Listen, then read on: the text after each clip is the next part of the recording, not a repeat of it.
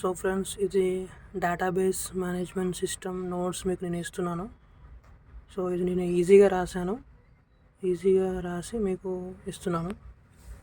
So ఇవి రాస్తే మీకు సరిపోద్ది. So unary operations in relational algebra అని చెప్పేసి ఒక కాన్సెప్ట్ ఉంటుంది యూనిట్ 1లో. సో దానికి మీరు ఈ టేబుల్ వేసేసి, సో జస్ట్ అందులో selection operation, so operations performed in single relation అంటే ఏమేమి ఉంటాయంటే ఇవి 3 ఉంటాయి. సెలక్షన్, ప్రొజెక్షన్, రీనేమ్ అని ఈ 3 ఉంటాయి. సో సెలక్షన్ ఆపరేషన్ యొక్క మీకు ఎలా అంటే దాని యొక్క డెఫినేషన్ ఇక్కడ చిన్నగా ఇచ్చాను. అండ్ దాని యొక్క సింటాక్స్, ఎగ్జాంపుల్, ఇవి main. Syntax and example is main. ఓకేనా. డెఫినేషన్ జస్ట్ ఒక 2 లైన్స్ రాస్తే సరిపోతుంది. ఓకేనా.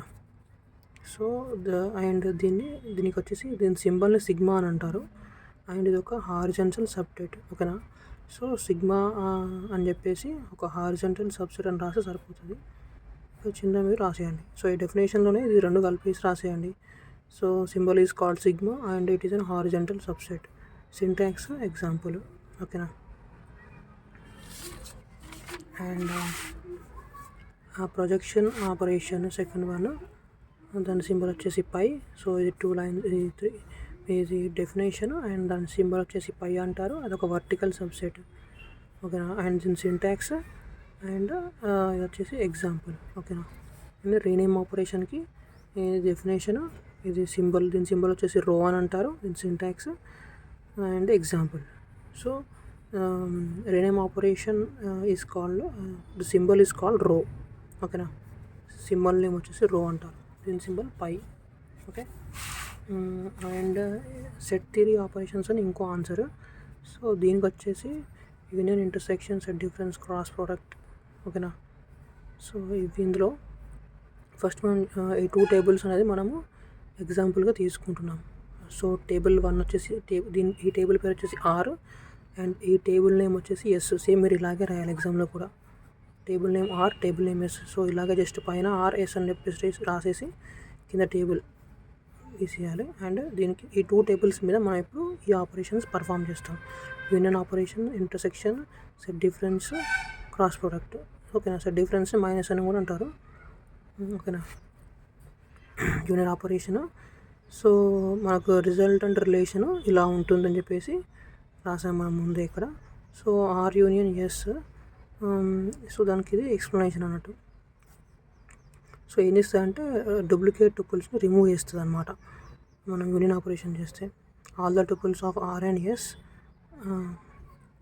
Removes the duplicate tuples. So ఇలా కూడా మెన్షన్ చేస్తారు.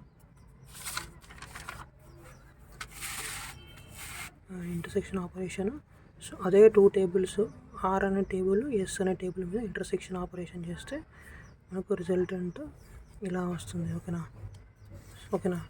సో ఇక్కడ ఏం చేసాము, ఆర్ అనే టేబుల్, ఎస్ అనే టేబుల్ మీద ఇక్కడ యూనియన్ చేసాము.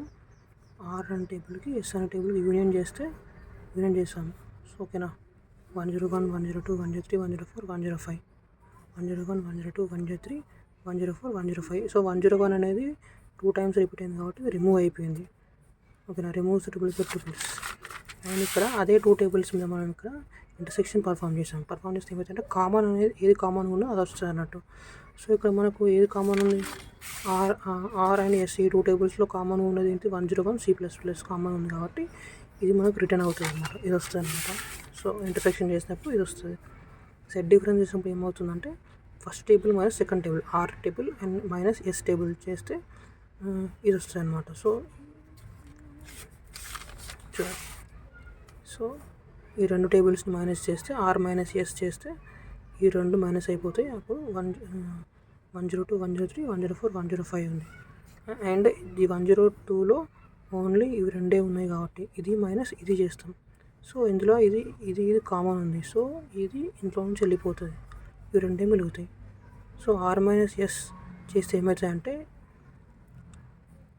ఎస్లో ఏమైనా ఎలిమెంట్స్ ఆర్లో ఉన్నాయా చూస్తుంది. సో ఎస్లో ఉన్న ఎలిమెంట్ ఆర్లో ఉన్నది ఒకటి. సో దీంట్లో నుంచి ఇది మైనస్ చేస్తుంది. ఇవి 2 మిగులుతాయి. 102, 103 is the answer. 102, 103 is the answer. ఓకేనా. And cross product or Cartesian product అనే ఒక ఆపరేషన్ ఉంటుంది. సో దీనికి మనకు వచ్చేసి ఆర్ క్రాస్ ఎస్ అన్నట్టు. సో ఇదేం లేదు, దీనికి మళ్ళీ వేరే టేబుల్స్ తీసుకున్నాము. ఆర్ అనే టేబుల్ ఒకటి, ఎస్ అనే టేబుల్, పేరు మాత్రం సేమే కానీ టేబుల్స్ వేరు కొంచెం. సో దీనికి క్రాస్ ప్రోడక్ట్ అంటారు, దీన్ని క్రాస్ ప్రోడక్ట్ లేదా కార్టీసియన్ ప్రోడక్ట్ అంటారు. సో దీనికి ఆర్ క్రాస్ ఎస్ అని కూడా అంటారు. సో దీన్ని ఏమవుతుందంటే ఇలా వస్తుంది 101, 102, 103. ఓకేనా. 101 C++, S1 Sandeep, 101 C++, S2 సారథి. సో అలా ఈ 101 C++ అనేది ఈ రెండింటితో పేర్ అవుతుంది. ఇది కూడా ఈ సెకండ్ వన్ కూడా రెండింటితో పేర్ అవుతుంది, థర్డ్ వన్ కూడా రెండింటితో పేర్ అవుతుంది. చూడండి అలాగే అయింది. సో ఇది మనకు రిజల్టెంట్ అనమాట. సో మనకు 3 into 2 rows వస్తాయి అన్నమాట. 3 rows, 2 rows, 6 rows వస్తాయి అన్నమాట. ఓకేనా. ఎగ్జామ్లో కూడా ఇలాగే రాస్తే సరిపోతుంది. అండ్ మనకి ఇక్కడ బైనరీ రిలేషనల్ ఆపరేషన్స్ అనేవి ఉంటాయి. దాంట్లో మీకు ఇక్కడ చూడండి జాయిన్స్, డివిజన్స్ రెండు ఉంటాయి. బైనరీ రిలేషన్స్ ఆపరేషన్స్ అనగానే మీరు ఇవి రెండు రాయాలి. సో ఫస్ట్ మనం జాయిన్స్ చూద్దాము. సో జాయిన్స్లో ఇన్నర్ జాయిన్, అవుటర్ జాయిన్ రెండు ఉంటాయి. ఓకేనా. సో ఇన్నర్ జాయిన్లో థీటా జాయిన్, న్యాచురల్ జాయిన్ ఉంటుంది. అవుటర్ జాయిన్లో left outer join, right outer join, full outer join ఉంటుంది. ఓకేనా. సో మీరు సేమ్ యాజ్ ఇట్ ఈజ్ ఇలాగే రాయాలి, మీకు ఫుల్ మార్క్స్ పడతాయి. సో ఇన్నర్ జాయిన్లో ఏంటంటే ఇన్నర్ జాయిన్లో మనకు థీటా జాయిన్, న్యాచురల్ జాయిన్ రెండు ఉన్నాయి కాబట్టి సో థీటా జాయిన్ గురించి రాద్దాం మనం. సో థీటా జాయిన్, సో ఇలా థీటా జాయిన్కి సింబల్ ఇలా ఉంటుంది, c theta j dot price greater than c dot price అని చెప్పేసి రాసి జే అని రాయాలి. So c theta j dot price greater than c dot price j అని రాయాలి. అని రాసేసి ఇక్కడ సో మీకు ఇది చూస్తే అర్థమైపోతుంది. ఈ రెండు టేబుల్స్ మనం తీసుకున్నాము ఎగ్జాంపుల్గా. సిజే అనే రెండు టేబుల్స్ తీసుకొని ఈ రెండు టేబుల్స్ మీద సి అనే టేబుల్ మీద, జే అనే టేబుల్ మీద ఇది పర్ఫామ్ చేస్తాము. చేస్తే ఇలా వస్తుంది 6 lakhs, 4 lakhs. ఓకేనా. 6 lakhs, 5 lakhs. మళ్ళీ 6 lakhs, 4 lakhs, 6 lakhs, 5 lakhs. So దీనికన్నా ఇవి రెండు తక్కువ ఉన్నాయి కాబట్టి ఇది రెండింటితో పేర్ అయింది. నెక్స్ట్ ఇది 10 lakhs. దీనికన్నా ఈ మూడు తక్కువ ఉన్నాయి కాబట్టి ఇది మూడుతో పేర్ అవుతుంది. So 10 lakhs, 4 lakhs, 10 lakhs, 5 lakhs, 10 lakhs, 8 lakhs. చూడండి 10 lakhs, 4 lakhs, 10 lakhs, 5 lakhs, 10 lakhs, 8 lakhs. ఇక మీకు ఈ 6 lakhs చూస్తే మాత్రం ఈ 6 lakhs మీకు ఇక్కడ 8 lakhsతో పేర్ అవ్వలేదు, ఎందుకంటే 6 lakhs కన్నా 8 lakhs ఎక్కువ కాబట్టి 6 lakhs, 8 lakhsతో పేర్ కాలేదు. ఓకేనా. సో అలా ఉంటుంది అనమాట. ఇక్కడ మీకు ఇది కూడా చూసుకోవచ్చు. ఇక్కడ j dot price greater than c dot price అంటే మనం ఇక్కడ పర్ఫామ్ చేసింది అదే. J dot price greater than j అనే ప్రైస్ ఎక్కువ, సి అనే ప్రైస్ తక్కువ ఉంటే పేర్ అవుతుంది అనమాట. ఓకేనా. సో అది మీకు అండ్ ఇందులో థీటా జాయిన్ అయిపోయింది. మనకు న్యాచురల్ జాయిన్ అయింది చూద్దాం. ఇప్పుడు న్యాచురల్ జాయిన్ వచ్చేసి ఇలా ఉంటుంది. మళ్ళీ 2 tables తీసుకున్నాము. ఇందులో న్యాచురల్ జాయిన్, ఈక్వి జాయిన్ కూడా అంటారు. సో ఈ 2 tables మళ్ళీ తీసుకొని ఇందులో దీని మీద వీటి మీద న్యాచురల్ జాయిన్ పర్ఫామ్ చేసాము. సో ఇది ఒక చిన్న డెఫినేషన్ లాగా మీకు రాసుకోండి. అండ్ మీకు ఇది మీరు న్యాచురల్ జాయిన్ పర్ఫామ్ చేసినప్పుడు ఎలా వస్తుంది అనేది మీకు ఇక్కడ ఆన్సర్ ఇలా ఉంటుంది అనమాట. సో 101, 102, 103, 104 ఇలా వస్తుంది. సో అలా ఎందుకు వస్తుంది అంటే చూడండి, రాజు, రవి, రాము, హరి అని ఉంది. రాజు, రవి, రాము, హరి. సో మనకు 1, 2, 1, 3 లెఫ్ట్ టేబుల్ యాజ్ ఇట్ ఈజ్గా వచ్చేసింది. ఓకేనా. అండ్ రైట్ టేబుల్ నుంచి మనకు డిపార్ట్మెంట్ నేమ్, డి నేమ్ అంటే డిపార్ట్మెంట్ నేమ్ అనేది సిఎస్సి, ఈసీఈ, సిఎస్సి, ట్రిపుల్ వచ్చింది. కానీ మెకానికల్ మాత్రం రాలేదు. అంటే రైట్ టేబుల్లో ఈ టేబుల్లో నుంచి 4 మెకానికల్ అని మాత్రం రాలేదు. ఎందుకు అంటే దానికి పేర్ అయ్యే డిపార్ట్మెంట్ ఐడి లేదు ఇక్కడ మనకు. సో ఇక్కడ డిపార్ట్మెంట్ ఐడితో మ్యాచ్ అవుతుంది అనమాట ఇది. సో దీనిలో డిపార్ట్మెంట్ ఐడి 1, 2, 1, 3 ఉంది. దీంట్లో డిపార్ట్మెంట్ ఐడి 1, 2, 1, 2, 3 ఉంది. 4 ఉంది ఇలా, కానీ ఇలా 4 లేదు. సో కాబట్టి ఇందులో ఏవైతే డిపార్ట్మెంట్ ఐడీస్ ఉన్నాయో వాటితోనే ఇవి పేర్ అవుతాయి. సో ఇందులో 4 లేదు, సో ఇది ప్రింట్ అవ్వదు. సో అది న్యాచురల్ జాయిన్. ఓకేనా. సో ఇప్పుడు మనం ఇన్నర్ జాయిన్లో 2 అయిపోయాయి. అవుటర్ జాయిన్లో ఈ 3 ఉన్నాయి. చూద్దాం అవుటర్ జాయిన్లో. సో అవుటర్ జాయిన్లో 3 ఉన్నాయి కదా, left outer join, right outer join, whole outer join. So first left outer join చూద్దాము. సో లెఫ్ట్ అవుటర్ జాయిన్లో మనము మళ్ళీ ఒక టేబుల్ తీసుకున్నాము. సో 2 టేబుల్స్ తీసుకున్నాము. ఎస్ అండ్ డి అని పేరు పెట్టుకున్నాము. సో ఎస్ అండ్ డిలో మనకేంటంటే 101, 102, 103, 104, 105 ఇలా తీసుకొని మనము లెఫ్ట్ అవుటర్ జాయిన్ పర్ఫామ్ చేసాము. పర్ఫామ్ చేస్తే ఆన్సర్ మనకి ఎలా వచ్చిందంటే 101 నుంచి 105 వరకు యాజ్ ఇట్ ఈజ్గా ప్రింట్ అయిపోయింది. సో ఇది కూడా సేమ్ నేమ్ కూడా యాజ్ ఇట్ ఈజ్గా ప్రింట్ అయిపోయింది. చూడండి, Raju, Ravi, Ramu, Hari, Suresh. Okay, and department IDs కూడా యాజ్ ఇట్ ఈజ్గా 1, 2, 1, 3, 5 ప్రింట్ అయిపోయినాయి ఇక్కడ కూడా. కానీ సో డిపార్ట్మెంట్ నేమ్ చూడండి. సో డిపార్ట్మెంట్ నేమ్లో CSC, ECE, CSC, triple null అని వచ్చింది. ఎందుకు వచ్చిందంటే చూడండి, నేను ఏం చెప్పాను, సో దేనికైనా డిపార్ట్మెంట్ ఐడితో పేరు చేసుకుంటుంది, అది మ్యాచ్ అవుతే ప్రింట్ అవుతుంది అని చెప్పాను కదా. సో ఇక్కడ 12135 123 ఉంది ఇక్కడ. ఓకేనా. సో 4 లేదు ఇక్కడ. 4 ఉంది కానీ ఇక్కడ 4 లేదు. సో 4లో ఏముంది, మెకానికల్ ఉంది. ఓకేనా. సో ఇది ప్రింట్ అవ్వదు. ఓకే, అండ్ 5 అనేది దీంట్లో ఉంది కానీ దీంట్లో లేదు. కాబట్టి ఏమవుతుందంటే 105 సురేష్ 5 అని చెప్పేసి ఈ 5 అనే ఇక్కడ నల్ ప్రింట్ అవుతుంది. సో ఇక్కడ నల్ ప్రింట్ అయిపోయింది చూడండి, ఎందుకంటే ఇక్కడ 5 అనేది లేదు కాబట్టి. సో దాన్నే లెఫ్ట్ అవుటర్ జాయిన్ అంటాం అనమాట. మనం లెఫ్ట్ అవుటర్ జాయిన్ అంటే ఏంటంటే లెఫ్ట్ టేబుల్ అనేది మొత్తం ప్రింట్ అయిపోతుంది, అండ్ రైట్ టేబుల్లో ఏవైతే మ్యాచ్ అవుతాయో అవి మాత్రమే ప్రింట్ అవుతుంది. ఓకేనా. సో అది రైట్ టేబుల్లో ఏదో మ్యాచ్ అవుతుందో అది. సో అండ్ లెఫ్ట్ టేబుల్లో ఎక్స్ట్రా ఏమైనా ఉంటే కూడా ఎక్స్ట్రా ఉన్నాయి కూడా ప్రింట్ అవుతాయి. లెఫ్ట్ టేబుల్లో ఏది ఉంటే అది యాజ్ ఇట్ ఈజ్గా ప్రింట్ అయిపోతుంది. అండ్ రైట్ టేబుల్లో మాత్రం మ్యాచ్ అవేటి మాత్రమే ప్రింట్ అవుతాయి, మ్యాచ్ కానీ నల్ అని ప్రింట్ అవుతుంది. ఓకేనా. సో అదన్నమాట.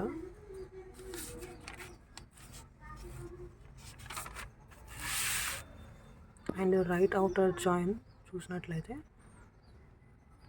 చూడండి, మీకు అర్థమయ్యేటట్టు మీకు రైట్ అవుటర్ జాయిన్ చూస్తే మీకు క్లియర్గా అర్థమైపోతుంది. సో ఇక్కడ ఎస్డి అనే 2 టేబుల్స్ తీసుకున్నాము, సేమ్ అవే టేబుల్స్ తీసుకొని వాటి మీద రైట్ అవుటర్ జాయిన్ పర్ఫామ్ చేస్తున్నాము. చేసినప్పుడు ఏమైంది, ఫస్ట్ రైట్ టేబుల్ మొత్తం యాజ్ ఇట్ ఈజ్ ప్రింట్ అయిపోయి, రైట్ అవుటర్ జాయిన్ కాబట్టి first right table as it is మొత్తం ప్రింట్ అయిపోయి తర్వాత లెఫ్ట్ టేబుల్ మీకు ప్రింట్ అవుతుంది చూడండి ఇక్కడ. అండ్ చూడండి, so left table as it ఈజ్గా ప్రింట్ అయిపోతుంది.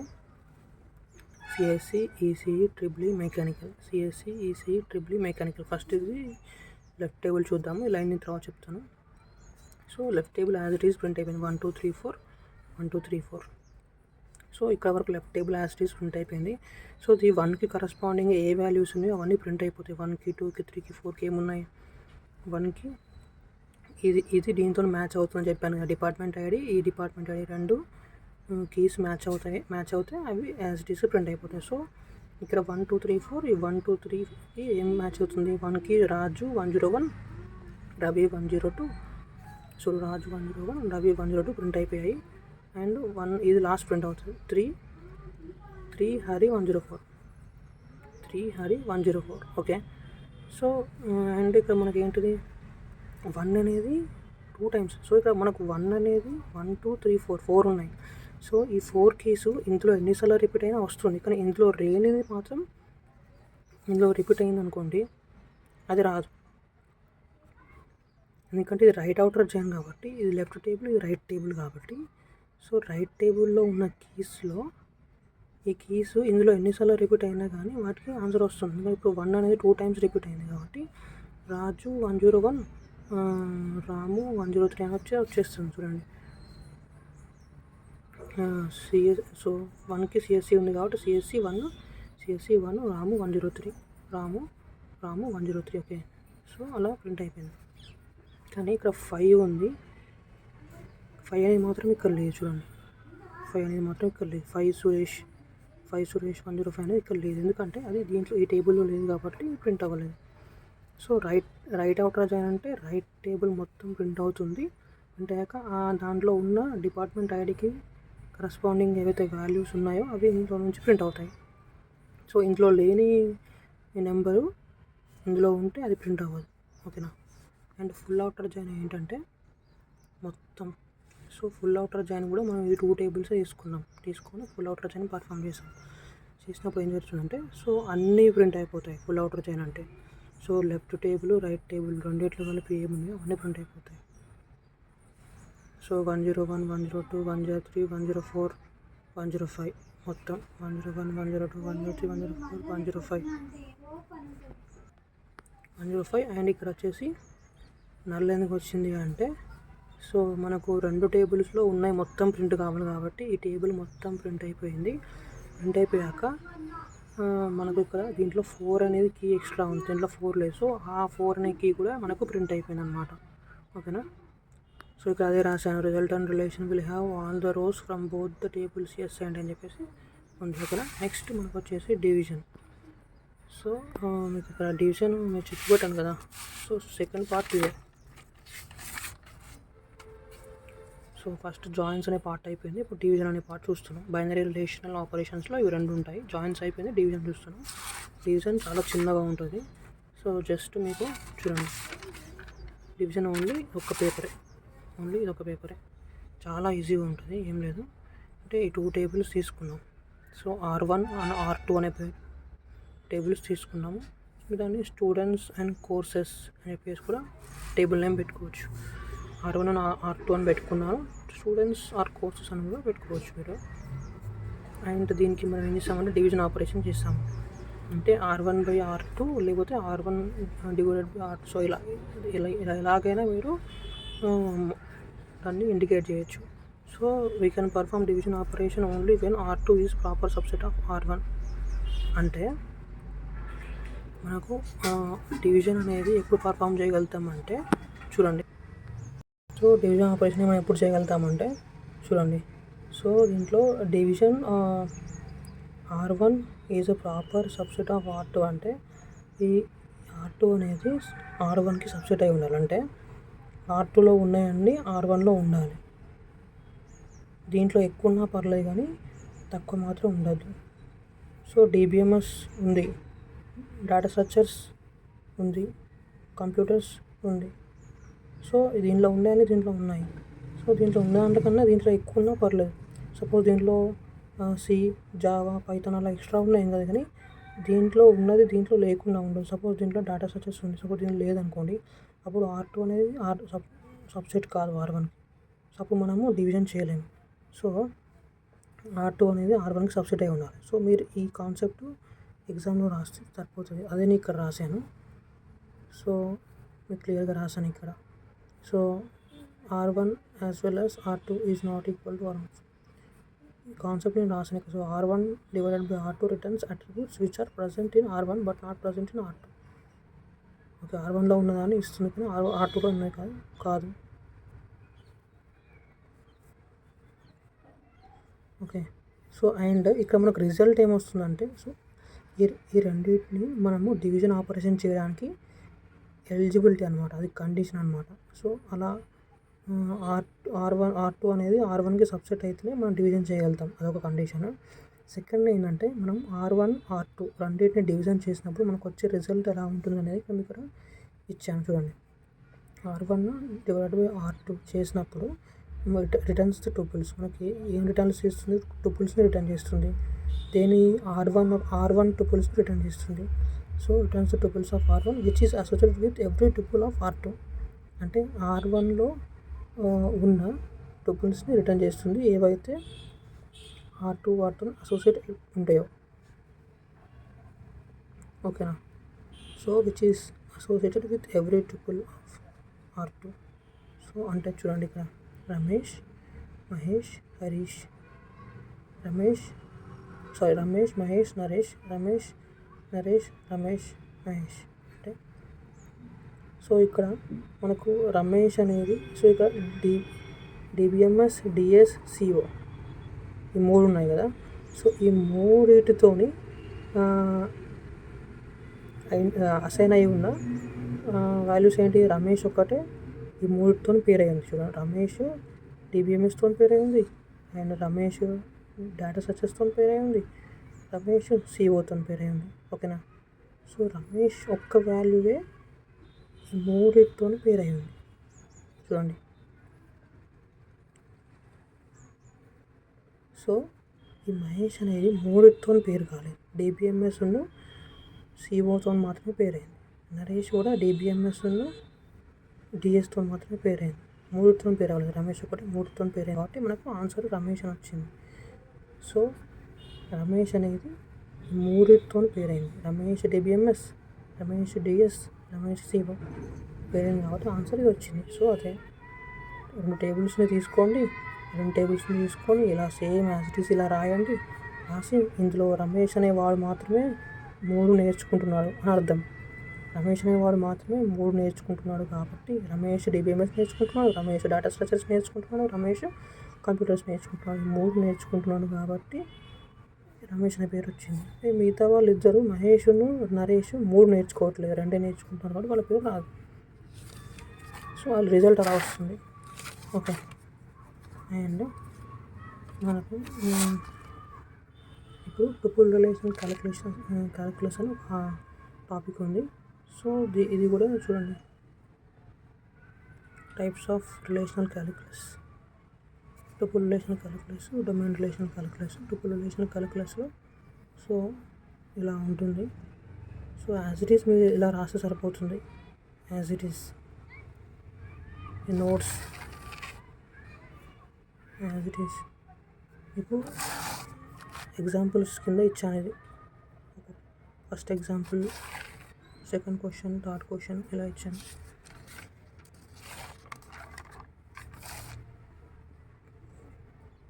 డొమైన్ రిలేషన్ క్యాలిక్యులస్కి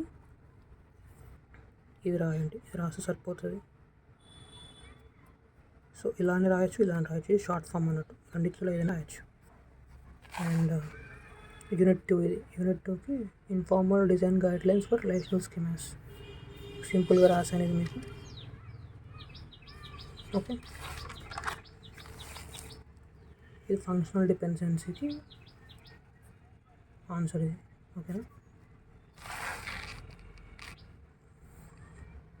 దాని కంటిన్యూషన్ ఒక టేబుల్ తీసుకొని trivial, non trivial, multi valued, transitive.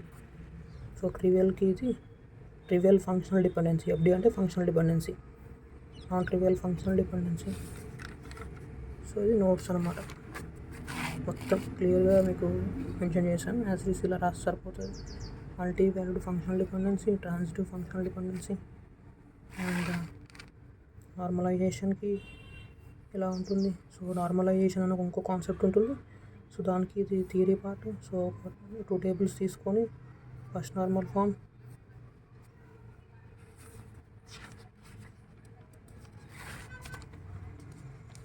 So ఈ టేబుల్ మీద ఫస్ట్ నార్మల్ ఫామ్ అప్లై చేస్తే ఇలా వస్తుంది రిజల్ట్.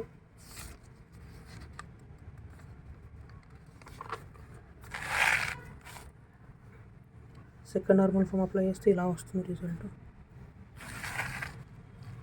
సో ఈ టేబుల్ మీద మీకు ఇలా వస్తుంది. ఓకేనా? సెకండ్ నార్మల్ ఫామ్కి ఇది చూడండి.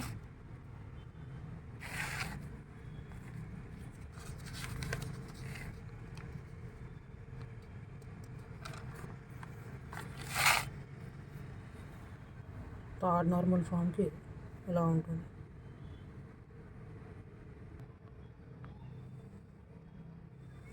సో మీకు ఇది పెద్దగా అనిపిస్తే థర్డ్ నార్మల్ ఫామ్కి ఇది రాసేయండి. ఈ టేబుల్ తీసుకొని దీని మీద థర్డ్ నార్మల్ ఫామ్ అప్లై చేస్తే ఇలా వస్తుంది. ఓకేనా?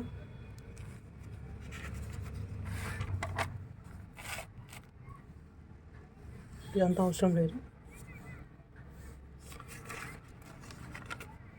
సో ఇవి డెఫినేషన్స్ చూసుకోండి, ఇవి డెఫినేషన్స్.